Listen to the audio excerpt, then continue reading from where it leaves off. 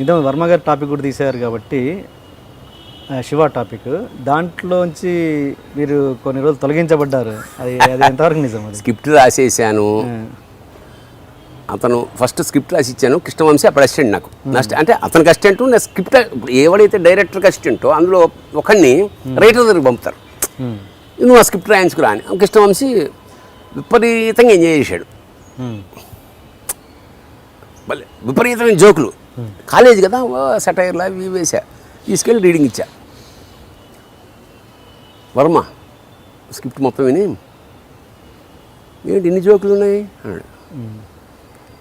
మరి కాలేజీ అట్మాస్ఫియర్లో జోకులు ఉంటాయి, ఒక్క జోక్ కూడా ఉండడానికి వీల్లేదు.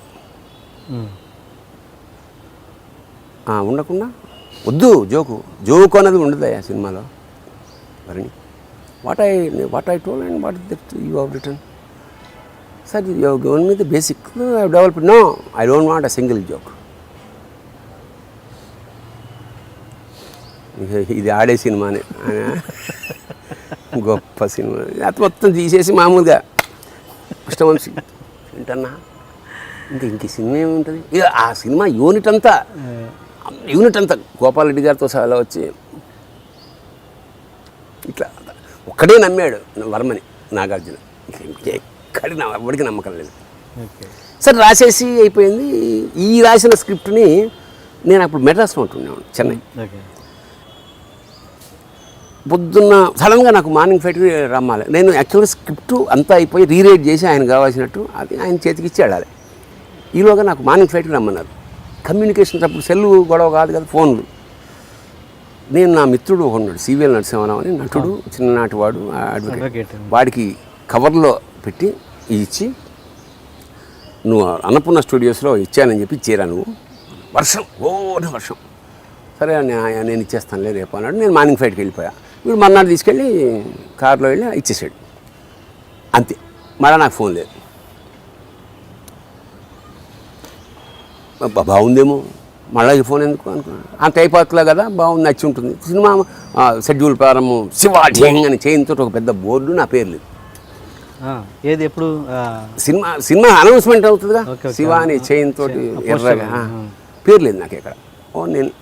నాకు కొంచెం ఇదేంటి ఇంత కష్టపడి రాసి, నిజానికి కష్టపడి అనేది అది నేను ఆ క్రెడిట్ నేను తీసుకోకూడదు. నేను కాదు, వర్మతో సినిమా చేసిన ఎవడు ఏ క్రెడిట్ తీసుకోవడానికి లేదు, అన్నీ హాయి చెప్తాడు.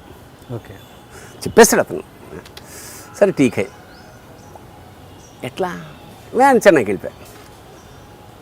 నాగేశ్వర కోడేట్ నాకు ఫోన్ చేసి, ఏమైనా సినిమా మొదలవుతుంది నెక్స్ట్ వీక్, మళ్ళీ రాలేదు నేనేమో. నేనేం చేయను, వాళ్ళకి రెస్పాన్స్ లేదు, అది ఏదో ఆయనకి కొంచెం అలిగాడు ఏదో విషయం, ఆ విషయం నాకు తెలీదు, అందుకని మధ్యలో వేరే వాళ్ళని కూడా పిలిపించాడు అవి ఇవి.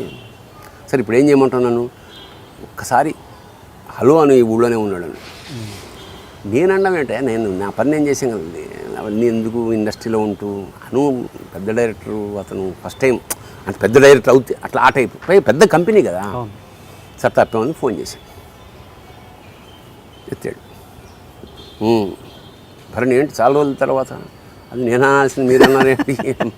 సరే ఠీక్, ఎప్పుడు అట్లాగే ఉంటుంది, రివర్స్ బ్యాచ్ కదా.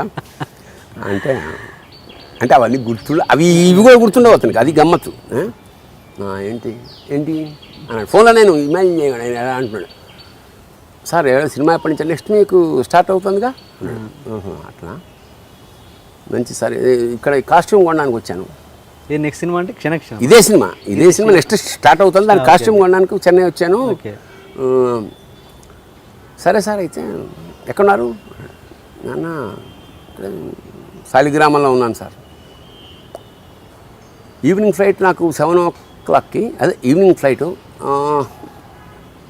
వస్తే 5 గంటలకి మీ ఇంటికి వస్తాను, ఎక్కడ అడ్రస్ అన్నాడు. మీ వాళ్ళకి తెలుసునండి కారు వాళ్ళకి. ఉత్తిది కంటిన్యూ తుడుస్తున్నాడు. కానీ చెప్పాం కదా అతను అబద్ధం ఆడని. కట్ చేస్తే 5 గంటలకి కారు ఉంది ఇంట్లో. మా ఆవిడేమో పూరిటికి వెళ్ళింది, లేదు ఒక్కడనే. నాకు అప్పుడు అసిస్టెంట్ కూడా లేరు అనుకుంటా, అప్పుడు లేడు. వచ్చాడు, టీ కావాలే, నేనే పెడతాను, నాకు మంచి, నేనే వెరీ గుడ్ కుక్. చాయ్ పెట్టి అక్కడ కూర్చున్నాడు, ఇక్కడ కూర్చోడు. ఏంటి సార్ అదే భరణి నేను తీసేసాను తెలుసు నీకు తెలుసా అన్నాడు. అవును సార్. సంతోషించాను. ఎందుకు తీసేసానో తెలుసా? తెలియదు sir. First thing script is God. Script అనేది చాలా ఇంపార్టెంట్ సినిమాకి. అలాంటి స్క్రిప్ట్ నువ్వు ఎవడో ముఖం లేని వాడితోటి నాకు హ్యాండ్ ఓవర్ చేయాల్సిన నా స్క్రిప్ట్ని నువ్వు ఎవరితోటో థర్డ్ పర్సన్ ఆడెవడనే పంపించావు. First mistake. అవునా కాదా? Mistake sir. నాకు తెలుసు దాని ఇంపార్టెంట్, నాకు తెలుసు. అది కారణం నేను మార్నింగ్ ఫ్లైట్కి వెళ్తున్నా, వర్షం, మరో గచ్చంతం లేదు, కారు ఉన్న ఫ్రెండ్ ఆడొక్కడే, దాన్ని తడవకుండా కవర్ వేసి పంపాను. But still sorry for that. ఏదో చేసి రాత్రిలో ఇవాళ అప్పుడు ఈ ఫెసిలిటీస్ ఏం లేదు, సరే వాటెవర్, మీరు క్షమిస్తే రెండు,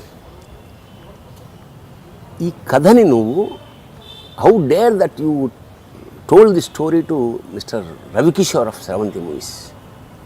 ఎందుకంటే సెవెంతీ మూవీస్ నాకు ఆస్థానా సినిమా కంపెనీ, అక్కడే ఉండేవాడిని ఎప్పుడు. నేను that is not true sir, because I'm a professional writer. Ladies tailor కదా, నేను అక్కడ రాసుకుని ఇక్కడికి ఎట్లా చెప్తే ఇంకో కంపెనీకి ఎట్లా బతకగలను అసలు అట్లా? ఇప్పుడు అప్పుడే ఇది 15వ సినిమా నాకు. నేను అక్కడ కదా ఇక్కడ డైలాగ్ అక్కడ చెప్తే ఎట్లా సర్వైవ్ అవ్వగలనా? First point. రెండో పాయింట్, అసలు మన సినిమా కథ ఉందా సార్ అన్నాడు. అదే ఇన్సిడెంట్లు, మంచి స్క్రీన్ ప్లే, ఒక అని నా పైన చూసి, నా పైన శ్రీదేవి బొమ్మ ఉంది. భరణి ఈవిడితో సినిమా తీయాలి, శ్రీదేవి ఐ లైక్. సరే శ్రీదేవితో తీద్దురుగా నా సంగతి ఏమిటన్నా, ఎల్లుండి ఫైట్కి రా అన్నాడు. క్లారిటీ వచ్చేసిందా? సో అతని కోపము, అతని ద్వేషము, అతని ప్రేమ, అతని అటాచ్మెంట్ అన్ని క్షణభంగురాలే.